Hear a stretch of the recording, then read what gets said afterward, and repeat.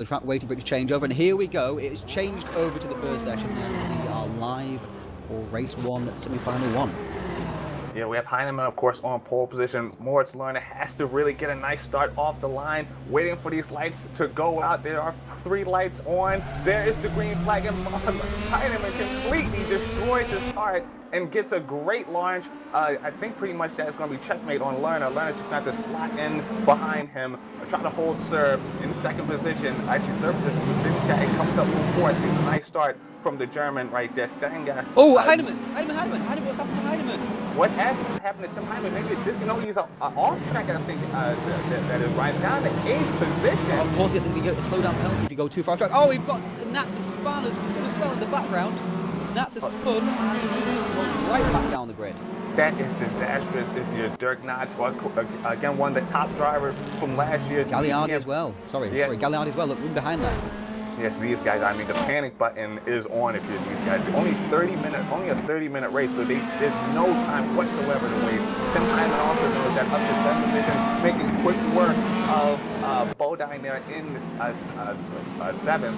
Now, yes, Heinemann claims the 6th position, so now the next one on his target is Kyle Schultz here in the top, in 5th position. He's going to try to do whatever he can to get a nice run going into this final, going down the back straightaway. Certainly a great opportunity to overtake, and I just don't think he got a good run out that corner.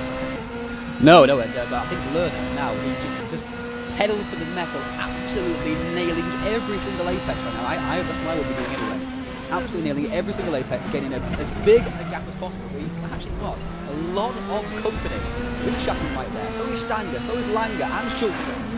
This race is going to be completely decided, I believe, by the second sector, because with this massive system you're going to deal with in the third and the first sector, there's just not going to be much room to get away. And now you're seeing Lerner get some type of gap there with Vincent in second position. Vincent closes him down on the brake into turn 4 here, but definitely Lerner needs to get on it here in this second sector. He's not going to have all day to get away, because Tim Heinemann is going to do whatever is in his power to get past Schultz here and claim that 5th position and slowly inch his way back to first. You've got to remember here, if he's thinking calmly here, he won't get involved in anything, because remember, it's just the top 12. It doesn't actually matter to win the race. It's great to win the race. Everyone wants to win, right?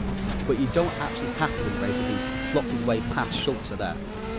I'm not really sure about Heinemann's mentality. Of course, he's going to have in the back of his mind that he just has to finish inside the top 12, but Heinemann strikes me as that type of guy that likes to win everything he puts his hands on. So, but if you said to me, you're not going to put yourself in a serious situation, are you? Because in a serious situation, you could spin out and crash and DNF, right? And then you're completely over. If you're in 5th place right now, you're still in chance of the crash, right? So, as you go forward, you're not going to go mental. You don't have to win the race. He's just going to be quite methodical about it, or should be, should I say, quite methodical about it. You say that, but at the same time, someone with that mentality, I just don't see him going wide into the first corner like that when there was no need to push the car that hard, especially when you get that kind of a launch off the line. So maybe he's being a little too aggressive. Maybe he shifts it down, of course, with maybe one more mistake kind of doing him in, if you will. But I'm not going to put it past Heinemann to make a massive mistake to kind of send him in an even tougher position. But certainly he doesn't have to do much at this point. He's got a nice gap here to clock Schultz in 6th position. We'll see how Schultz holds up with, I guess, maybe lesser competition in behind him. Certainly drivers that aren't going to make it too easy for him, but certainly ones that are just not going to push him that hard, I would say. Tim Heinemann, meanwhile, up to 4th. He is, and obviously the DRS has been used so far. Actually use that to get past a couple of these drivers so far. So he's just sticking with them and using that DRS down that long back straight that we see in that section. He's up to 4th place. Lerner is pulling the gap on the big shadows. That's important for him, getting himself away from that situation. And you would feel that if Heinemann gets past these couple of drivers, he'll hunt down Lerner pretty quickly. But Lerner obviously has that gap as well, that over second gap where DRS cannot be used. So that's interesting as well. Yeah, because I mean, normally the ideal spot is just back straightaway ready to use the DRS, but like you're saying, I think Heinemann used some up a little bit earlier to get around fifth position there in Lenga. But here's Stenga, who started sixth position, so he's doing really well to get up to third. Of course, he's got Heinemann right in behind him. Not sure if he's going to hold on to this position long. Heinemann has a look into the second corner, thinks better of it, slots right back inside. Interesting place to look. Yeah, again, you're seeing this super aggression from Heinemann, and here he goes again, Ryan, making contact with Stenga, pushes Stenga sideways. He's not going to be happy with that whatsoever. Heinemann around the outside, and Stenga almost loses it. Goes off track, throws it back in. I think he's going to slide it behind Schultz there to claim his sixth position. He's going to be fuming, Ryan, and now he's going to lose his seventh position to Bodine. And now who is this? It's Arbeck, who surged up, was once qualified, I believe 19th, or no, that was Demko. I'm getting those two confused. But anyway, Stenga and Arbeck are going to be fighting for this seventh position.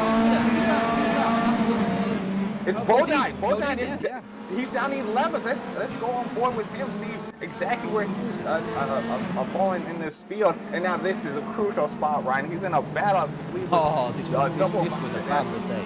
And he's got now friction just under behind him as well. Yeah, this is and going through. Down to Fritz goes 13th. that key 12th spot, given up by Bodin. He was well up in the top 7 and made that mistake. Got too excited on the power a bit too early, and that was the end of that. Heinemann and Stanger, I don't know if there's anything particularly wrong there, but it was ultra aggressive there from Heinemann, wasn't it? He went up the inside, went around the outside, and it just felt like the contact put Stanger off rather than actually making him spin. Does that make sense? I mean, it just kind of broke his concentration, broke his little rhythm. I'm not even sure. It's kind of hard to tell without a replay. Oh, Lerner's gone off the track. Sorry, Dan. Lerner's gone off the track and got the slowdown penalty, so he's back to third. Look, Vingegaard leading this race. And I think that's purely because Heinemann's putting all this pressure, all kinds of pressure pretty much, while surging through the field. Lerner's going to see that in his HUD pretty much, and you know that Heinemann's coming for him. Probably pushes for a little too much going to that first corner, and now he gives up position. Now he's right in front of Lenga there in fourth. Heinemann now, he's playing for the lead already, only 7 minutes into this event. And like I was saying, Ryan, Heinemann he's never going to kind of sheath the aggression, no matter the situation, and he certainly didn't do that earlier. Had kind of a hairy moment, I guess, with Stenga. And at this point, if you are Vingegaard and you know you're not going to keep Heinemann behind you for long, almost why do you even fight this in a certain sense? There's no need to do it. It's not Hockenheim. It's not the finals. You almost want to just let the fastest driver through in a moment like this. Oh, DRS is open as well. Here he comes. He'll make the move. Looks like he will. And so straight down the inside again. Pretty painless for Vingegaard, and he's going to be. I think he's going to be content to just get in behind Heinemann and just kind of finish out his race. Lerner is now a couple seconds removed from this battle. Doesn't have any pressure to worry about from that front. And here we have Klaus Schultz here with Lenga in behind him in 5th position. Again, these guys.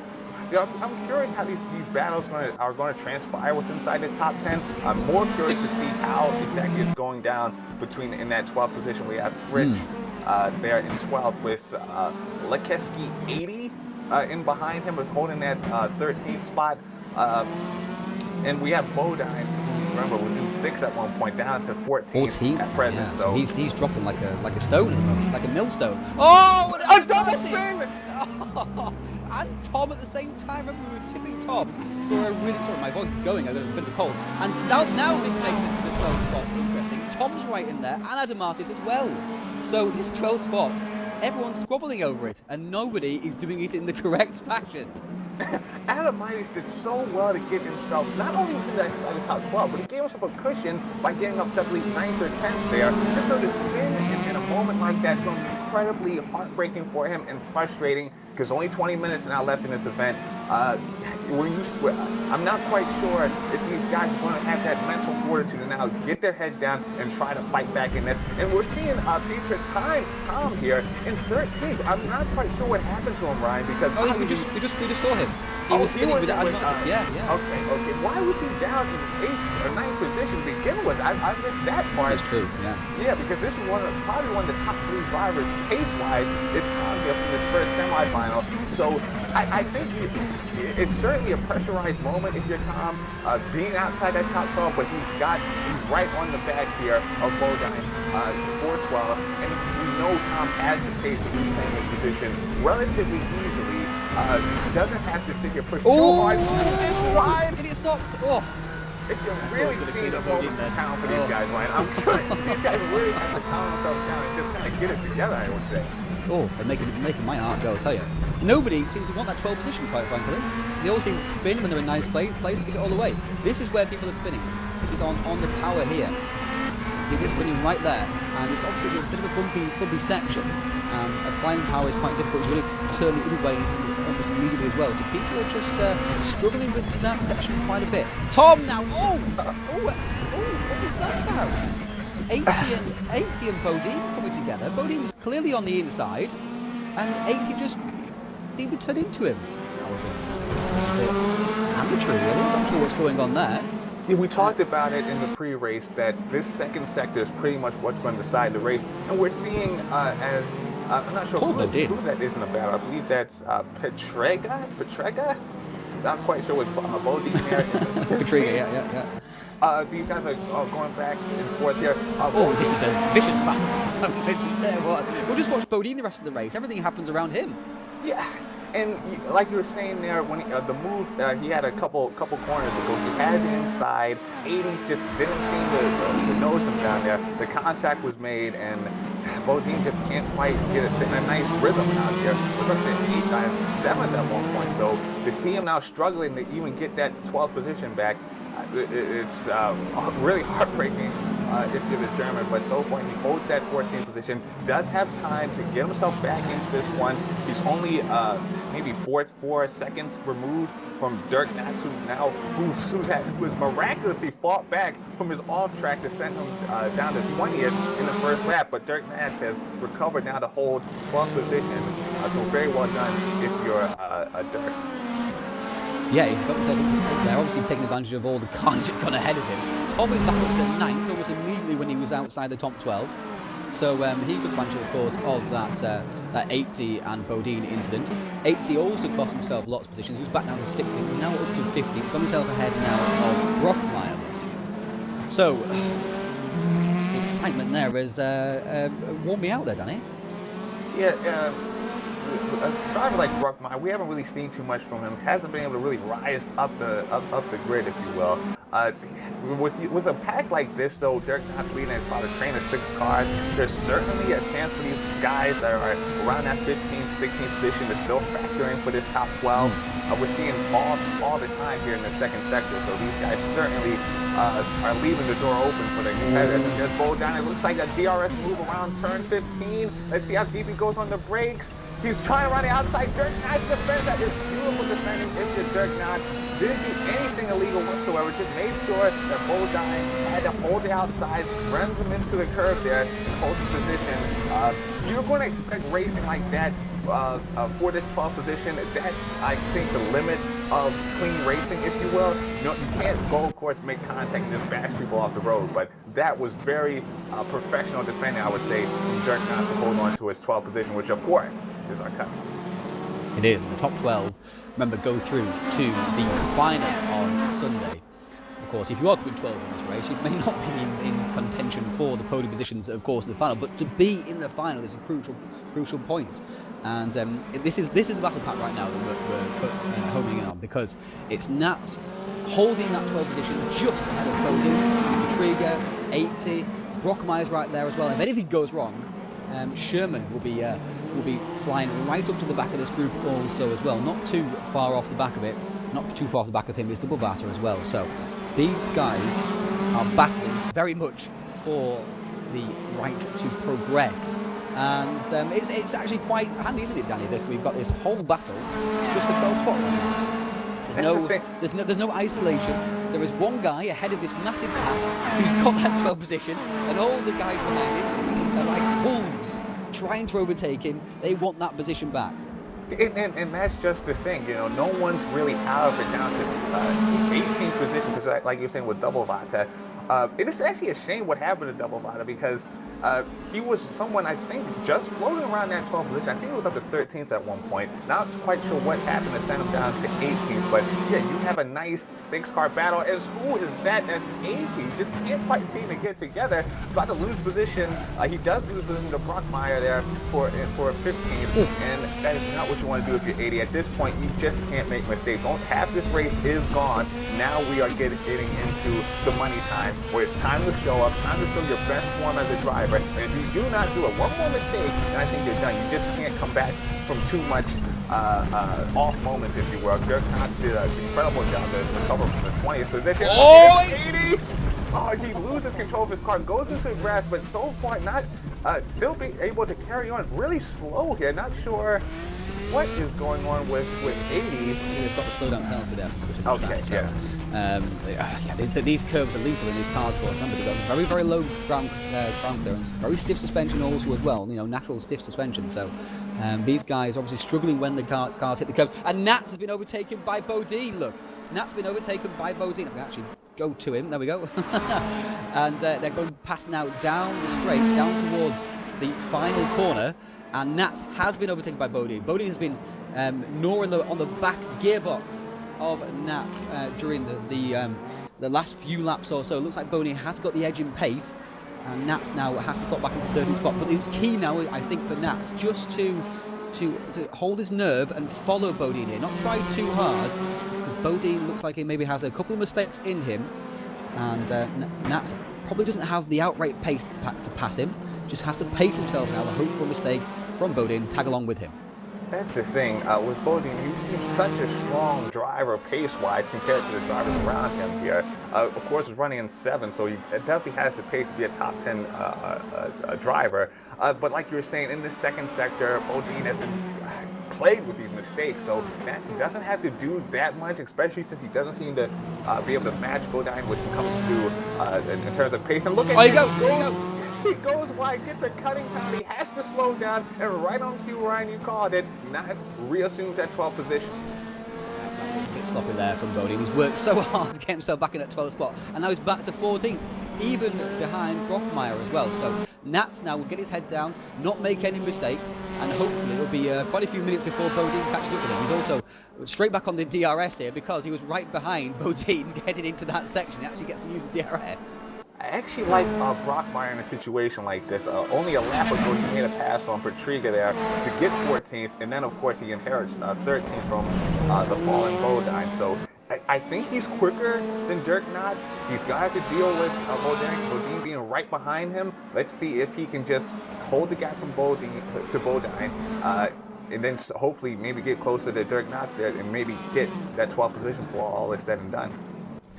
Yeah, the big battles going on the track right now also as well have been Adamatis and Fritsch. These guys have been battling, swapping positions over the last couple of laps. Just while we were watching that 12th place battle, of course we couldn't move away from that battle at that time because it was so crucial and things were happening so quickly. But Adamatis and Fritsch have been in a very healthy battle here, but they're in a very comfortable position right now. So none of them make a big mistake. We're getting slowdown penalty or spin. These guys will be well inside the top 12. They can have their own little fun battle and entertain themselves. Obviously still in lead of the race is Tim Heinemann, completely controlling the pace moment, 4 seconds ahead of Willy Winschatten, who has Moritz Lerning behind him as well.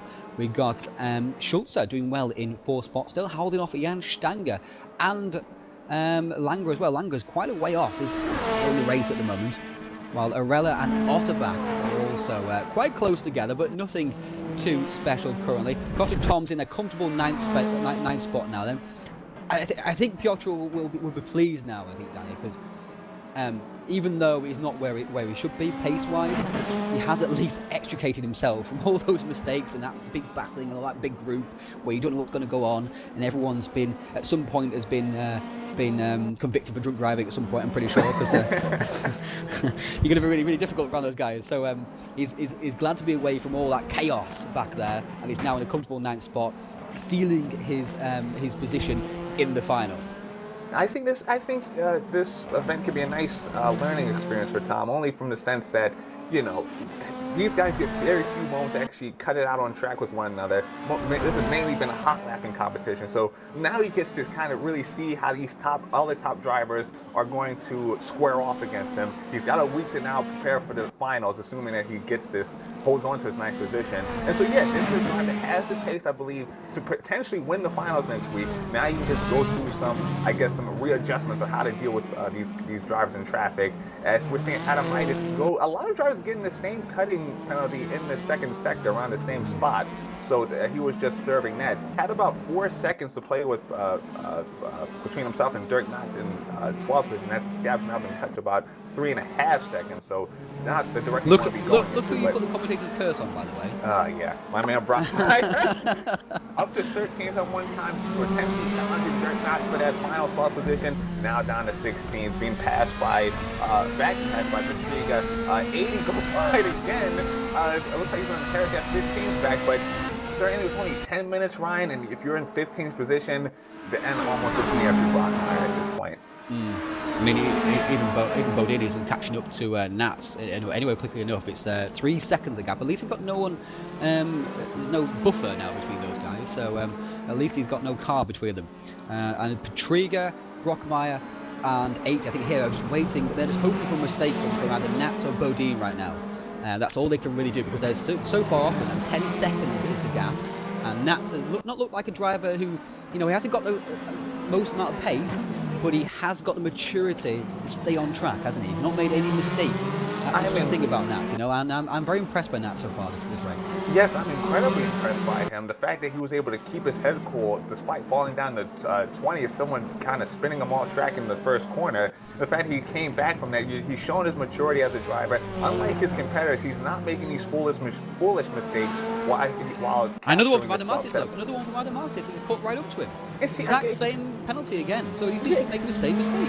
Yeah, this goes back to this driver maturity thing. I mean, if you're Adamitis, job done. He had 5 seconds to Nats at one point. There's no reason for him to take these useless cutting penalties. And just like that, he's now pulled into this fight for this 12th position because Bodine is there in 13th, and I do think with 8 minutes to work with there, it's not out of the realm to say he can catch up and potentially pass Knox and Adamitis, and then that puts Adamitis in jeopardy from Dirk Knox. So again, just why if you're Adamitis, the job was done, and now it's all to play for.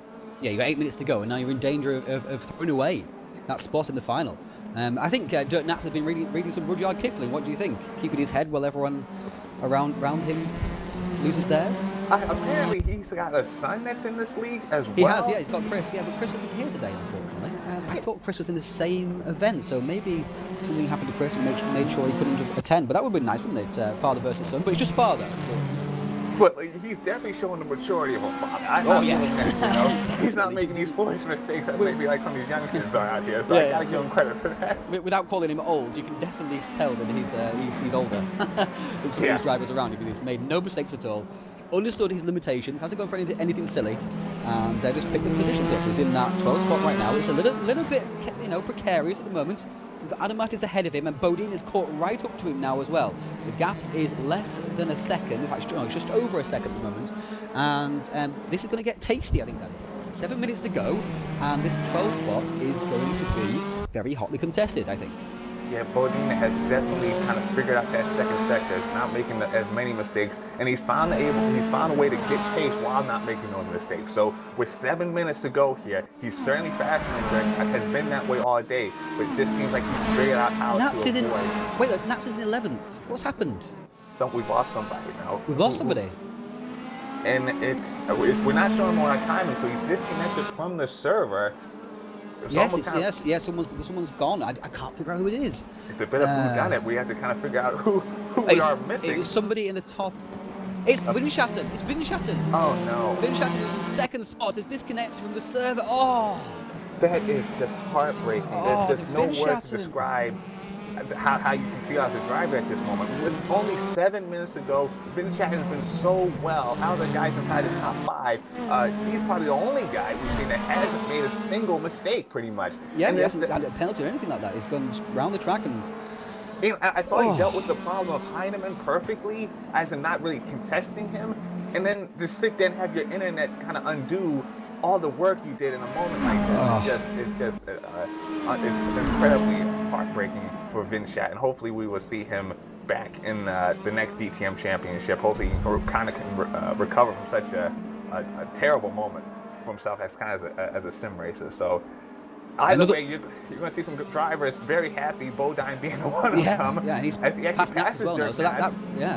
And Nats will understand he's in 12th spot now as well, and he won't fight that. No way he's going to fight that.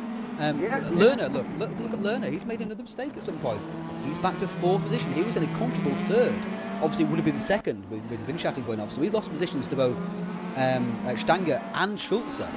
So Lerner again making mistakes. That's at least 2 big mistakes he's made in this race. He was in the lead of the race as well, after the first lap, after Heinemann made his mistake. So these guys, it's crucial to keep yourself on track, not making mistakes, and mistakes are harshly punished at the moment. I was curious how Lerner would have matched up against Heinemann if he hadn't gone off, because unlike Vinschatten, Lerner was, I believe, top 5 in the top lapping portion of this contest. So this is a driver that definitely has the mind that he can be quicker than anybody. Not really sure he would have made it so easy for Heinemann. So I was kind of curious how those two would match up. Lerner definitely going to be there in the finals next week, assuming nothing goes wrong. Maybe he's just trying to figure out, maybe to get a little more pace from the car in the middle stage or ending stage of this event or so. Maybe already mentally preparing for next weekend's finals at Hockenheim. Not quite sure, but mentally preparing by making 2 mistakes. That's not the way to prepare. Different ways, I guess. Well, these are the mistakes I can make. I won't make them next week. I'm not quite sure that's going to work, is it? But there we go. Unfortunately, Lerner has made the mistakes, and there we've got just ahead of him went off the track there as well. I think he may have got a penalty. No, he didn't. Just about stayed on, tracking up there, Stanger, not to get a slowdown penalty. Unlike Heinemann, who got it the very first seconds of the race. So that's this battle continues. Unfortunately, we no longer have a battle for 12th spot. Dirk Nats is in that 12th, and he's got a comfortable 6-second gap almost over Brockmeyer with just 3 minutes to go here, 3.5 minutes to go. So he should be okay now then. Like you can see, he has not challenged Bodine, overly, and he's making sure he's in that final. I'm pretty sure it's sealed if you're as far as Dirk Nats. I think this comes down more to Bodine, Domitus, see if either if either of these drivers kind of make one of these silly cutting mistakes, if you will. We've lost a driver from further down as well. Who was battling with Brockmeyer and Petriga? That's a good question. Was it? I can't remember who it was now. I do apologise, guys. We've lost him. He's gone from the server. The guy who was battling with Brockmeyer and Petriga has now gone from the server as well. So that's rather unfortunate. And Sherman has caught. We were talking about Sherman catching up to these drivers who are battling for potentially getting into the 12th spot earlier on, and there he is. So he's 15th spot now. These positions, despite kind of the dire situation these drivers are in, they're still important because we did see Vinschatten have a disconnect from the server. And although you don't wish that on your fellow competitors, you do. Maybe in a situation like this, okay? So you definitely want to put yourself in a position to kind of inherit a spot if something like that were to go wrong. So if these guys can just find a way to maybe get up to 13th, at least they're the first guy, that's going to benefit if something goes bad for one of the top 10 or so.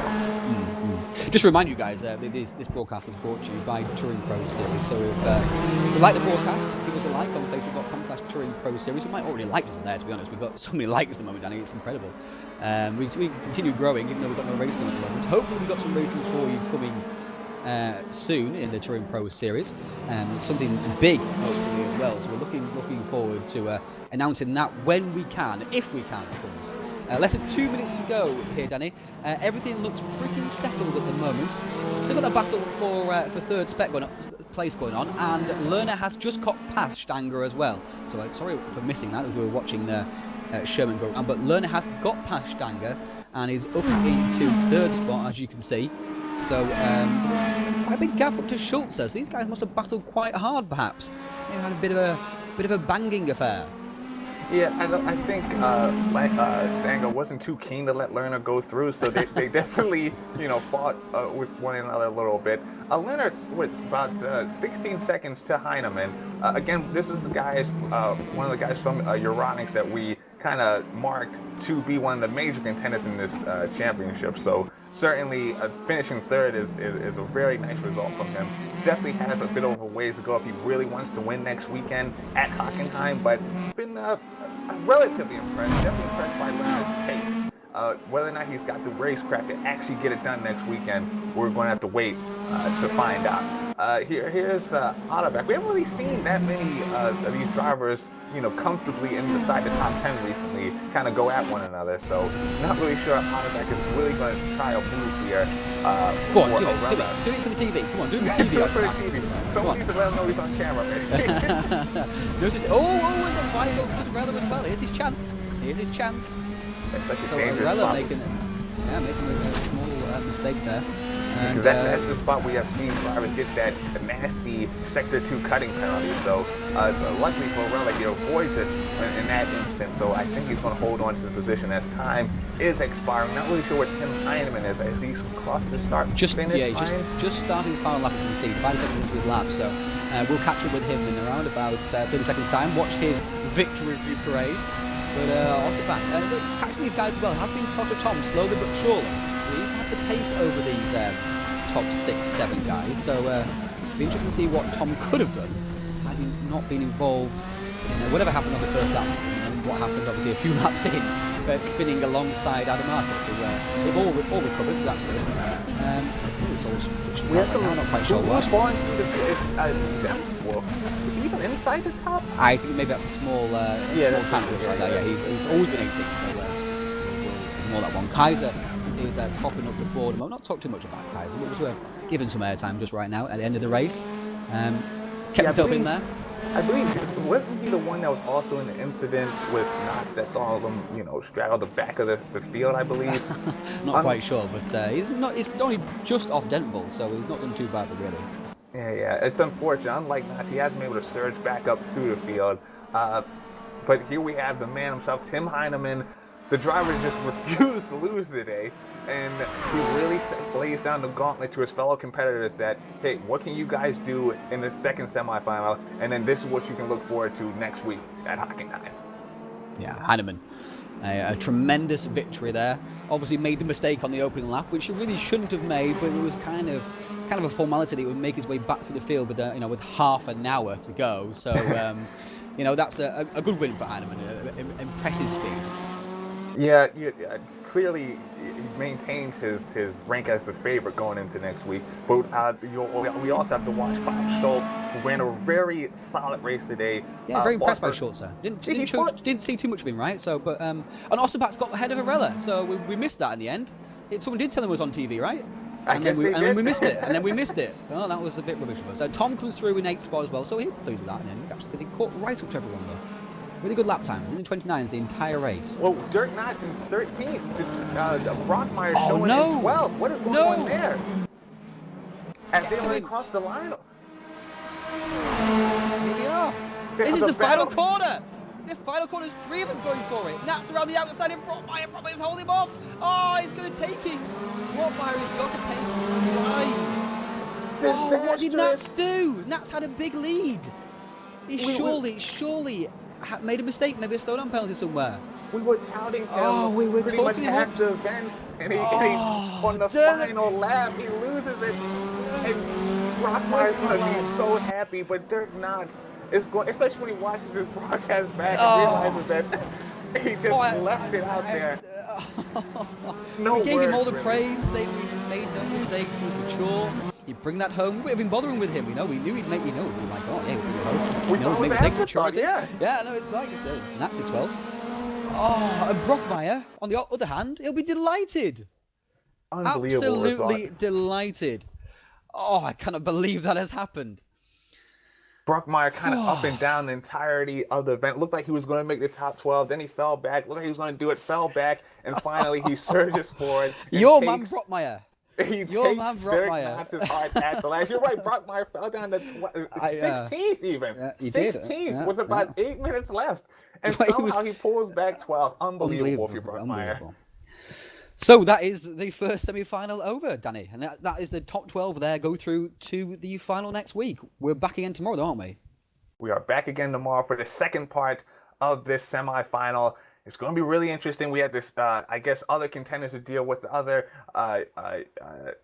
top German drivers, the Euronics team, the Enro team. It's going to be interesting to see who can win that event, who can kind of show themselves as a potential force to defeat Tim Heineman in our finals next weekend at Hockenheim. So until next week. Until next week? Until tomorrow. Oh no, I've ruined the entire closer. I'm so sorry, guys. Until tomorrow at the same time. Same times. That's 6:30. Well, roughly 6:30 for the UK. That's 6:30 GMT. 7:30 in Europe. And if you're watching where Danny is from, Danny's from Philadelphia. America. Yeah, it's 1:30. 2:30. Sorry, 2:30. No, 1:30. It's 2:30 right now. So 1:30 it starts on the eastern side of the US, and obviously if you're in Eastern Europe, it's another 2 hours onto the GMT, so it'd be 8:30. Oh, times are confusing. Anyway, so congratulations to Heineman, commiserations to Vin Schatten and to Nats, but well done to everyone else who got into the final. And you may do your closing now, Danny. I do apologize. Completely ruined that. Yeah. Like you said, well done to Tim Heineman. A few commiserations, of course, to Knott's Vin Schatten was especially devastating considering how well and how fast he drove tonight. So we'll see you guys tomorrow, like Ryan said. And after that, we'll see you for the finals.